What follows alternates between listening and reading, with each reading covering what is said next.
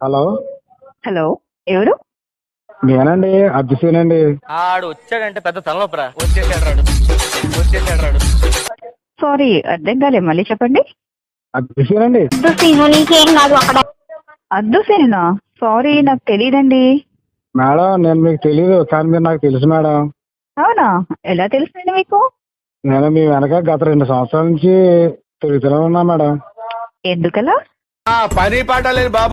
Madam, మీకు ఒకటి చెప్పనా? నాకు నువ్వు నచ్చావు అనే సినిమా చూసారా మేడం? హా, చూసాను.